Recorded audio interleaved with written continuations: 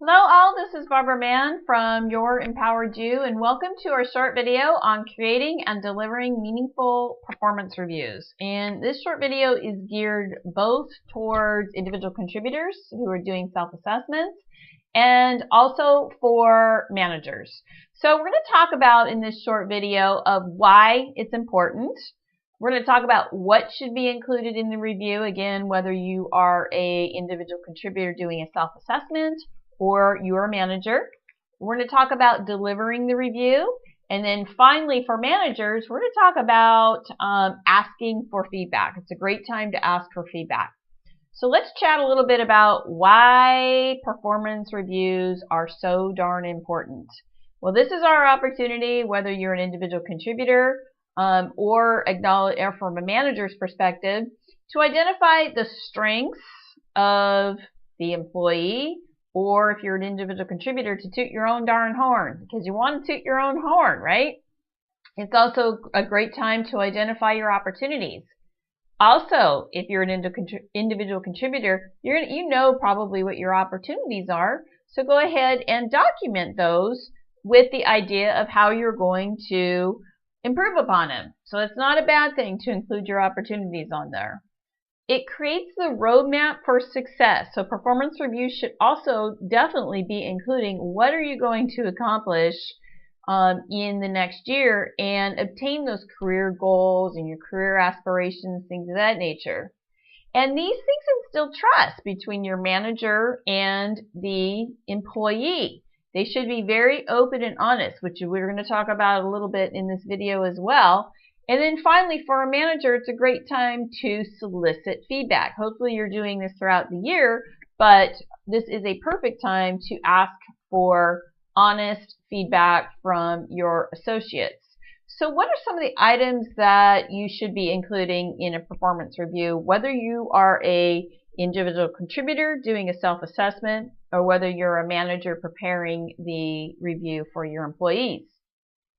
First and foremost, be open and honest. Include the strengths, and that's easy to do because it's great to put a lot of the strengths on there, but you want to make sure that this is, again, a meaningful performance review. Include the opportunities. If there are opportunities, make sure those are included. Again, this is both from an individual contributor's perspective and from a manager's perspective. I'm sure we've all received some of those performance reviews where some have been very, very meaningful and impactful and help you to improve, and some that are just fluff that don't mean anything. I can tell you, I have always felt much more valued when I received a performance review that really had some thought put into it. So I can't stress that enough. Be objective. If you have positive or constructive feedback, provide examples. Be specific.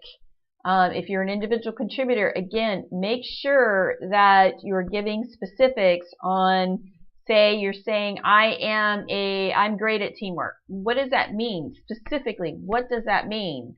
If you're saying, I am a top employee, what does that mean? Are you meeting all your goals? What goals are you meeting? Things of that nature. So be very specific.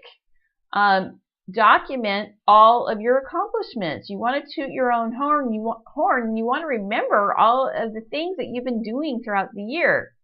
I guarantee you there's probably far more items that people are accomplishing throughout the year, but if we don't have a regular system to document those items, they probably are going to be forgotten. So I worked with a client recently who had the same issue, that it was time to do their self-assessment, and guess what? They're scrambling around trying to remember all the fabulous things that they've done throughout the year.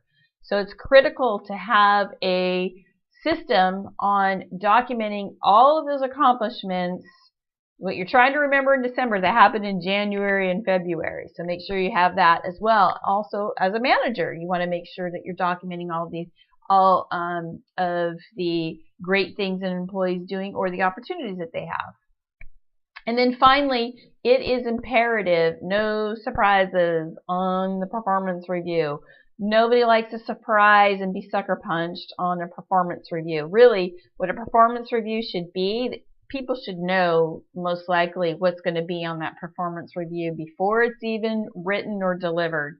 So no surprises. And the reason being is that as an employee, you're looking at it like, well, why didn't you tell me that I needed to improve in such and such? I would have done that 6 months ago. So make sure you do not have surprises on that performance review. So let's talk about delivering the review. And first and foremost, allot enough time and schedule it. This is about having meaningful discussions to talk about someone's performance. So it's critical to allot enough time to have those meaningful discussions. I've had it where some people have sent me my review. They didn't schedule time. They just said, if you have any questions, get back to me. You don't feel very valued and important when that happens. You feel far more valued when a time is scheduled with you and have a meaningful discussion.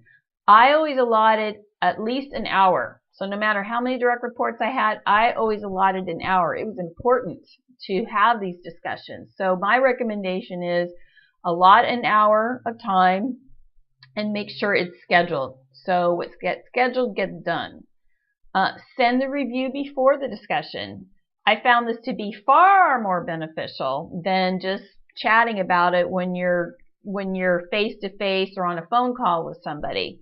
The reason being is because it gives a person time to really digest and process information, and it gives them time to think of good questions to ask to seek clarification. So especially if you're receiving constructive feedback, people need time to process the information and then have that time to react and ask clarifying questions if need be. Most importantly, if there's no surprises and everything is pretty well documented throughout the year, and really the performance review doesn't have any of those kinds of surprises, it's the time to talk about the future. It's the time to talk about what are the employee's career goals, what is their career aspirations, how can the manager help them achieve them, things of that nature. And it becomes a very powerful discussion on the future versus talking about the past. So a lot of my discussions talk about, well, what do you want to do? Okay, what are your goals? How are you going to get there? How can I help you? So that's where most of my discussions ended up landing, is talking about that versus the prior year. So as a manager, it is a great time for you to ask for open and honest feedback from your direct reports. I always advise my managers, like, look, I'm going to be soliciting feedback, whether it's positive or whether it's constructive feedback. I always give them enough notice so they can think about and give me thoughtful and meaningful feedback. Now, if you are receiving constructive feedback, it's obviously extremely critical to not be defensive, be very open to receiving the information, and allow enough time to process that feedback. And it may not be during that session. It may take a day or two. So once you receive the feedback, give yourself time to process, but at the end of that conversation, make sure you thank the employee. That's important because they're giving you feedback to help you be better at your job. Again, this is their perception. They're feeling that they can trust you to give them the constructive feedback, so make sure that you thank them.